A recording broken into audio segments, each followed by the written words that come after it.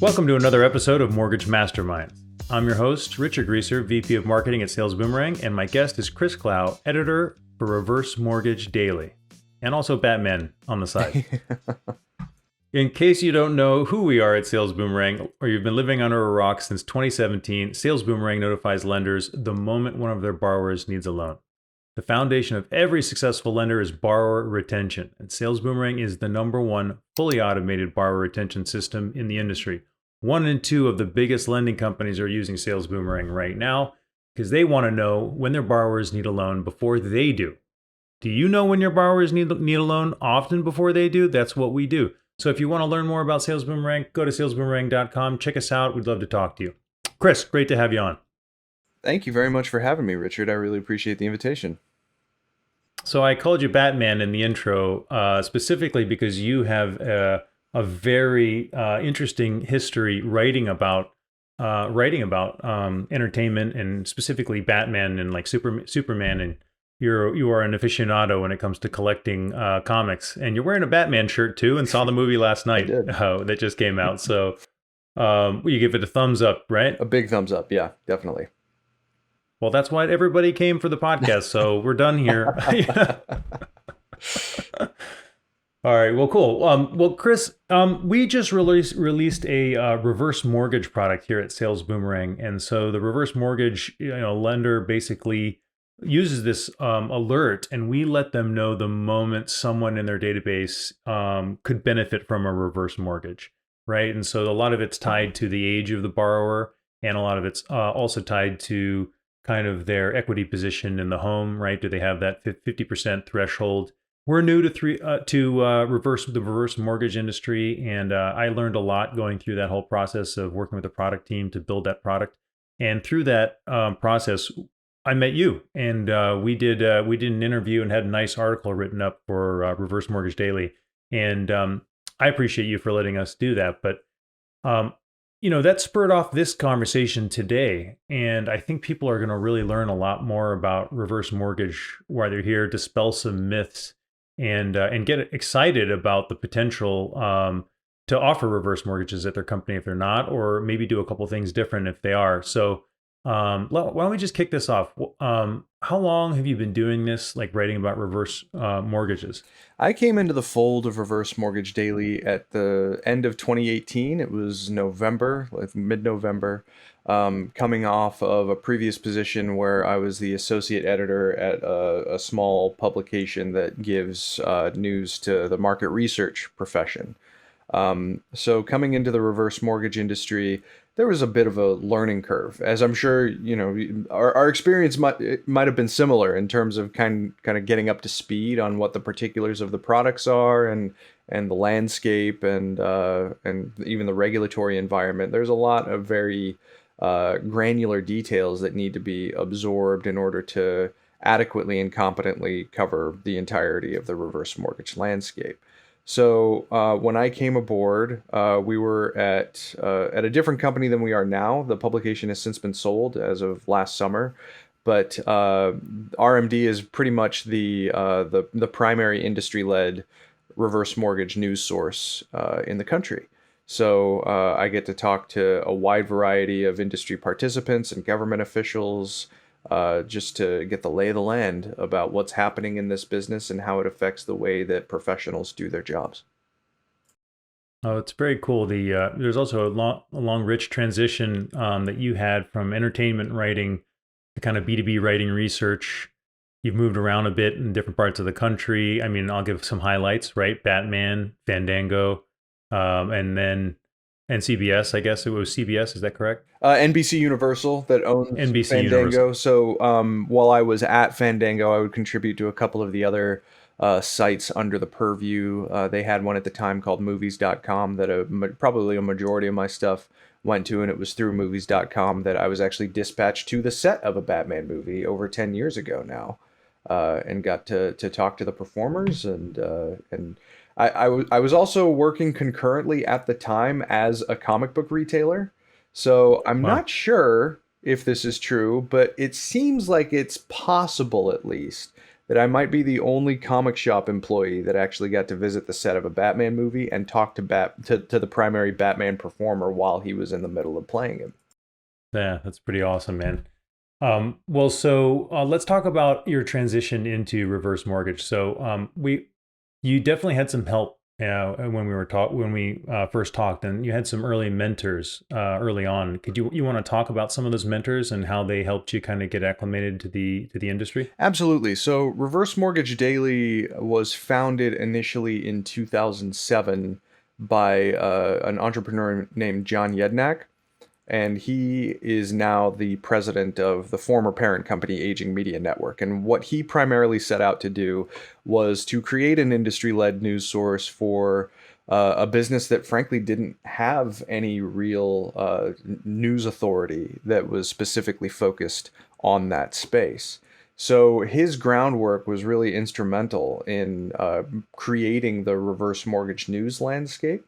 And not long, a few years after he founded RMD, is when he hired a reporter named Elizabeth Ecker, who would go on really for the next decade after that to be one of the primary decision makers and drivers of the direction of Reverse Mortgage Daily. So when I came aboard in 2018, John and Liz were already very well established in the reverse mortgage ecosystem as a whole, and their knowledge and experience in navigating the intricacies of the business and in establishing contacts with lead decision makers and leading lenders and in the government was critical to my ability to pick up the baton and move forward.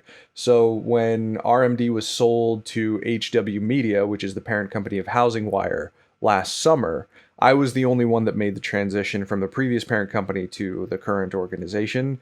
So John and Liz basically handed me the baton to try and drive Reverse Mortgage Daily into a new era under the leadership of Clayton Collins and HW Media.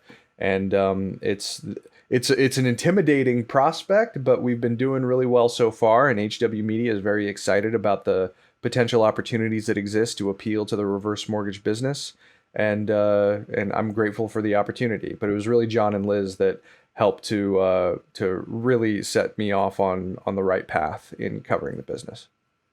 That's cool. Shout out to John and Liz. Well, so let's talk about the reverse mortgage in kind of the last couple of years. When I was talking to you, and just from what I understand, not only was the last 2 years fantastic for retail lenders and the front side, as you like to refer to it. The refi volume was explosive in the last couple of years because of these low interest rate environment that we're in because of the pandemic we were in, and it was also like that for reverse mortgages. Refi was 50% in 2021, highest loan volume in over a decade. And when I talked to you, you told me there was a split in the industry in general on whether that's actually good for the long term for the industry. Can you explain that? Sure. It seems like originators generally, and understandably so, are pretty enthusiastic about the potential for more refinance volume. I mean, it bolsters the total volume of the industry, and it's good for the originators, of course.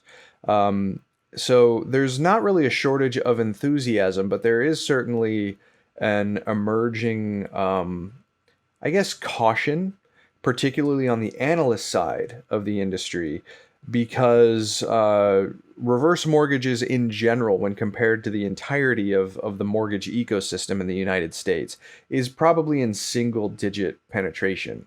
And, of course, that's probably attributable to the fact that it's only available, at least in terms of the FHA-sponsored home equity conversion mortgage program, to people 62 and older. There are certain proprietary options that can go down as young as 55 in some states, but by and large, the home equity conversion mortgage, or HECM, is far and away the most popular variation of the reverse mortgage. And so that tends to get most of the attention just in terms of how the metrics of the industry are trending. So because of such a generally low penetration rate nationwide, that means that there is invariably going to be a finite set of reverse mortgage borrowers who have loans that are able to be refinanced.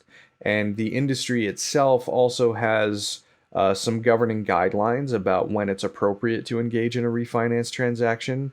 The National Reverse Mortgage Lenders Association has a code of ethics and professional responsibility that dictates that there always needs to be a bona fide benefit to the borrower, but the loan also needs to have matured for, I think it's at least a year.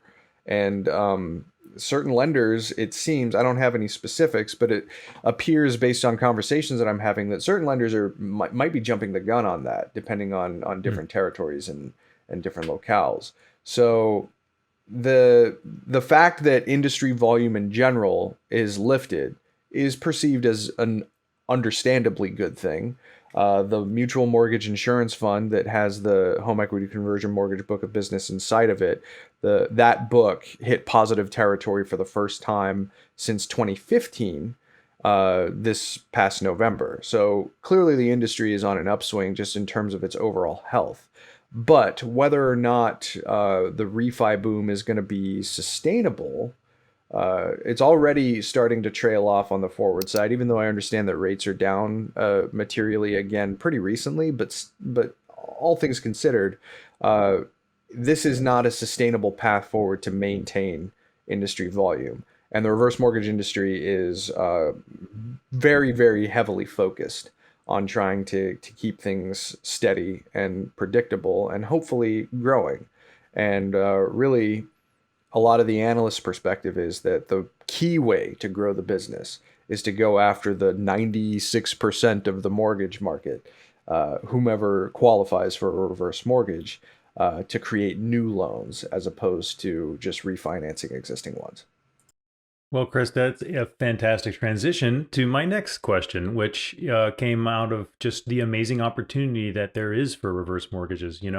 I think, I don't know, I've just, after our conversation, it sure seems like reverse mortgage is just coming into its heyday. And the reason I'm saying that, I think anyone who offers a reverse mortgage product and has an understanding of a very clear understanding of when it is a good situation for someone to take a reverse mortgage and has the ability to convey that to that person, their family, and everybody involved, all the stakeholders involved, those people are going to be set up to do very well, I think, as a business and to help people in general. And so, why don't we just talk a little bit about why that is, the retirement crisis that's only accelerating, Yeah, that you were telling me about. sure. Well, just in general, one of the statistics that the reverse mortgage industry has really taken to heart is that roughly 10,000 people are turning 62 every day.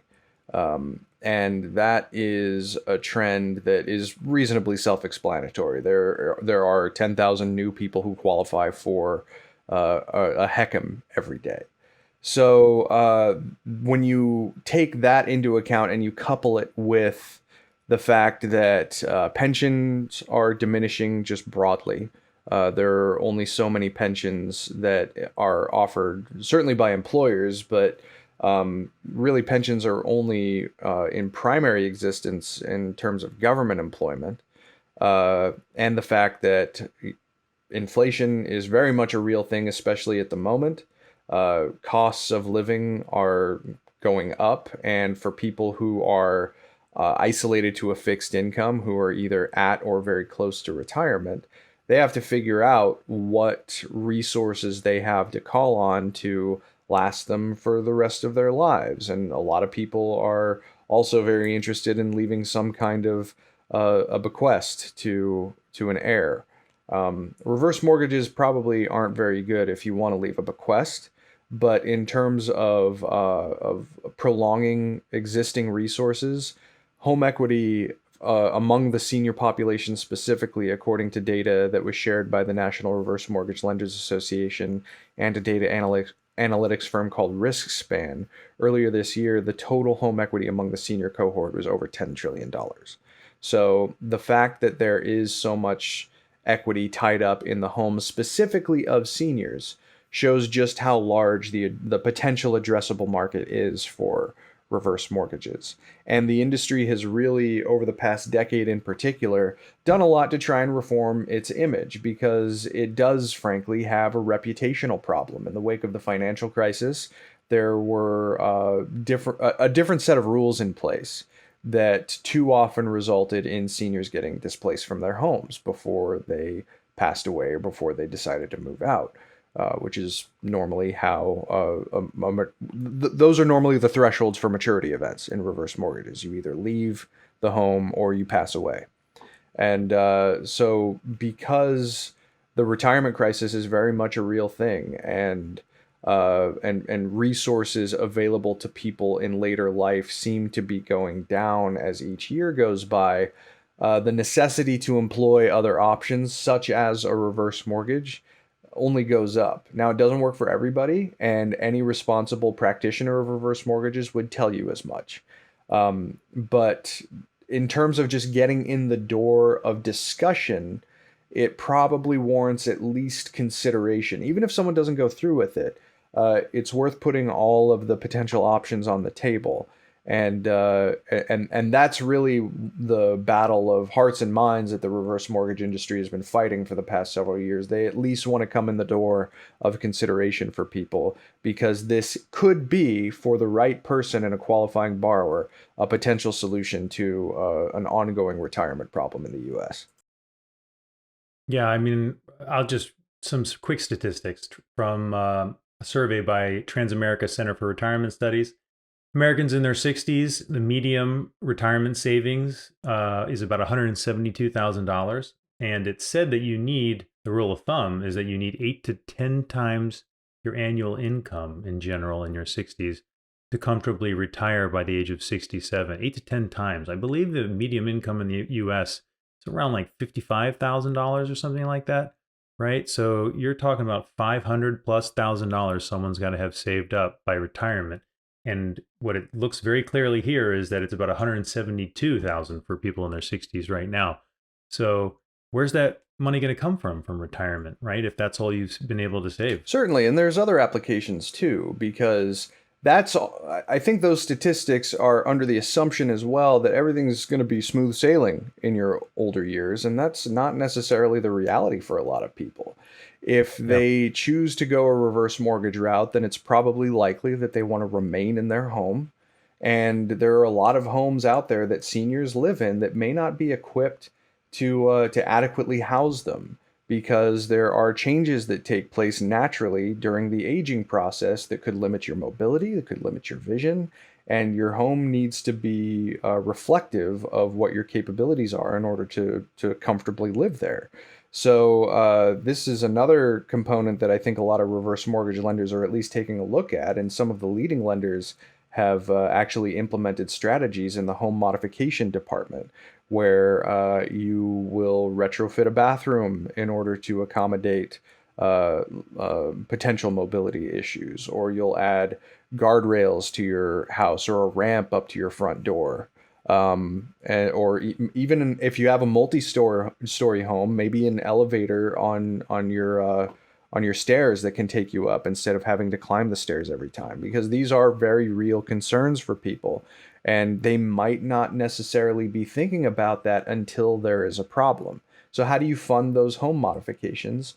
A reverse Mm. mortgage is a potential option to do that. Yeah, that's really interesting. And I mean, in addition, I think we've all seen this in the news, 7% inflation, right? That's where we're about right now. And I think wages have only gone up by about 3, right? So this is just going to become a bigger and bigger problem. And so I think this industry, reverse mortgages were specifically created to help solve the retirement crisis, right? And I think they're in a really good, people who learn to do this well are in a really good position for the next 20, 30, 40, just foreseeable future, to really help a lot of people plan for retirement. Yeah, the professionals that I speak to on a regular basis are frank in their assessment of the fact that, yeah, business is good, but a lot of the long-standing people who are involved in the reverse mortgage space are people who usually take value in the fact that they are helping seniors to achieve a standard of living that they will find accessible for the rest of their lives. It's a very different process when compared to the traditional forward mortgage side, A reverse mortgage is far more consultative, and chances are that even after the loan closes, an originator is still going to be in reasonably regular contact with their borrower, because they could get solicitations for refinances, for instance, or just some sort of issue in terms of informing their servicer of changes in their circumstances. The originator often serves as a point person to guide a senior borrower through any potential issue that could come up, and is really a symbol of the trust that the borrower has in the reverse mortgage product specifically. So I don't want to minimize the fact that it is a very different kind of product when compared to the forward side, but if you talk to any reverse mortgage professional, they will give you a whole host of reasons beyond just the compensatory factor about why they find the work as fulfilling as they do. So it's always really interesting to hear what the borrower interactions are like depending on different circumstances. Yeah, for sure. I always love hearing when someone gets into what they do for a living and are super passionate about it because they're doing some good in the world, right? And some good for people. So let's do this. Let's talk about some truths and some myths with a reverse mortgage. And I'll start with I think a truth. Are reverse mortgages harder to do? And I think the truth there, we talked about this briefly, and simple answers, is that a yes? Would you say, Yeah, Chris? I think so. I mean, more complicated and harder aren't always necessarily interchangeable, but if someone is considering transitioning into reverse mortgages, for instance, or adding reverse mortgages to an existing offering of products, if you're already present on the forward side, then it could be difficult to learn how the cadence of a reverse mortgage operates and how you deal specifically with the protected class of seniors. Because you are dealing with a protected class, there are different regulations that govern how an originator can behave and the kinds of information that can be offered. So, in that respect, yeah, it probably is harder. It might not be necessarily harder for everyone, but if you are just saying, well, I'm going to add reverse mortgages to my product mix, there's certainly a lot more to it than that. So people should certainly keep that in mind and go in with fully open eyes before they actually begin to incorporate a reverse mortgage into their offerings. Very cool. And do you want to touch on any misconceptions that folks might have? Like maybe people think that they're more expensive.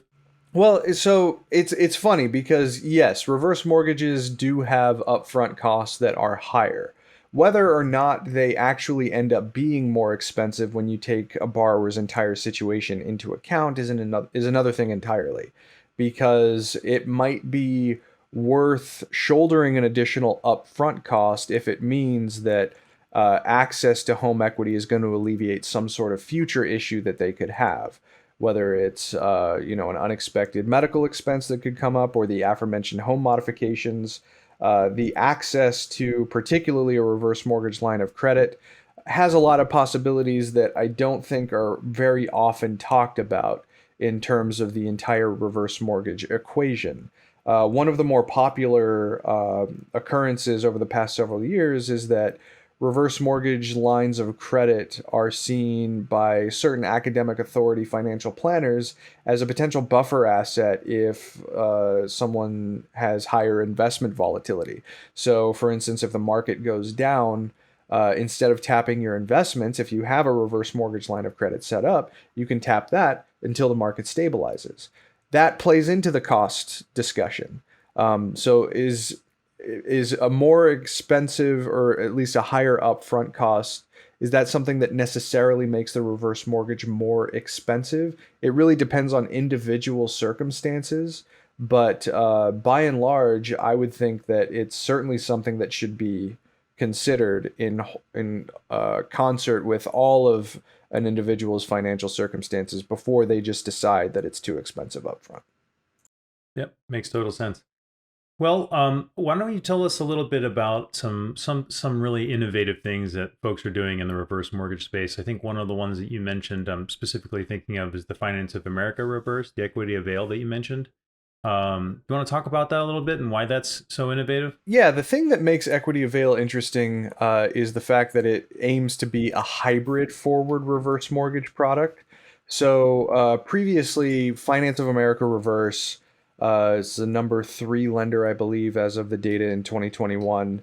They had poured a lot of resources into developing more proprietary reverse mortgage products. So private label that don't have anything to do with the Federal Housing Administration or the HECM program, but usually proprietary reverse mortgages are at least modeled off of the product features of a HECM.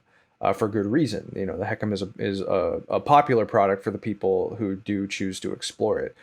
Equity Avail takes things a step further because being a hybrid forward reverse mortgage product, it allows someone to transition from making their traditional forward mortgage payments into a need to not make mortgage payments. And that's another component of the cost, is that how much are you saving by not having to make forward mortgage payments on a fixed income?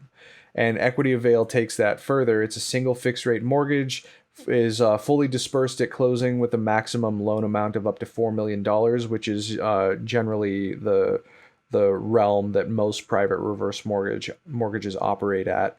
There is a tax and insurance escrow account that's used for budgeting and administration like a traditional mortgage. And when the property no longer serves as the borrower's primary residence, the remaining balance is paid back.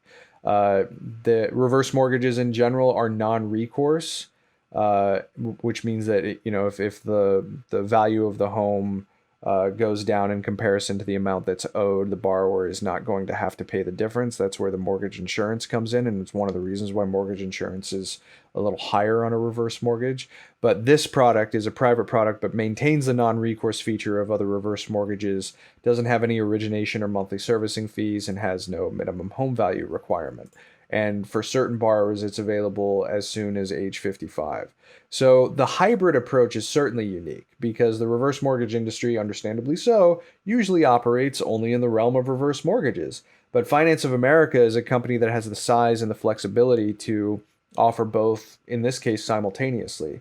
And that's certainly something that I think turned a lot of people's heads when it was unveiled last year. Very cool. Well, look, Silver Tsunami is on top of us. 10,000 are turning 62 every single day. We got penetration in the single digits, and more are needing that, needing a reverse mortgage constantly. There's, what was it, 10 to 13 trillion was your number in home equity that's tappable to just to over help 10. fund this, just over 10, to fund this retirement crisis. This is definitely a growth category in the mortgage industry for sure. And you're solving a real need for older borrowers who need to help pay for their retirement. And you know what, Chris, thanks so much for being here. If people want to reach out to you, maybe they want to talk to you and learn a little bit more, maybe they want to have something featured in Reverse Mortgage Daily, how would you like them to reach out? Would you like them to use your LinkedIn or an email? Yeah, LinkedIn is probably one of the better ways to reach out to me. I check it on a pretty regular basis, but my contact information is really all over reversemortgagedaily.com. You can go there and sign up for our daily newsletter. We try to feature the news you can use in terms of the various trends that affect the trajectory of the reverse mortgage industry. We have a monthly podcast as well. I just published an episode yesterday from the time we're recording this with Dr. Wade Pfau of the American College of Financial Services and the Academy for Home Equity and Financial Planning. He is a really well-known academic authority on the potential utility of reverse mortgages in retirement. And he just released the third edition of a book that covers the topic pretty extensively. So feel free to check that out. And just check out reversemortgagedaily.com. There's a wide variety of things that we cover, from the regulatory landscape to what originators are seeing on the ground, to business trends, to perspectives from government officials, to CEOs. A major lender was recently just acquired by an investment firm. So there's no shortage of things going on, and you can find out all about it at reversemortgagedaily.com. Well, thank you so much, Bruce Wayne. I really appreciate you coming on the show, and hopefully we get to do this again. No, I appreciate the invitation. Thank you very much, Richard. Thanks for listening. If you like the podcast, please give us a 5-star rating, subscribe, and tell all your friends about the show. We at Sales Boomerang started this podcast to elevate the mortgage lending industry by sharing the kind of exclusive, Insider knowledge from the successes and failures of the best of the best. The foundation of every successful lender is borrower retention. Sales Boomerang is the #1 fully automated borrower retention system in the industry. 1 in 2 of the biggest lending companies in the United States use Sales Boomerang to make sure they reach out to their borrowers when they need a loan, and more importantly, before their competitors do. If you want to learn more about Sales Boomerang, check us out at salesboomerang.com.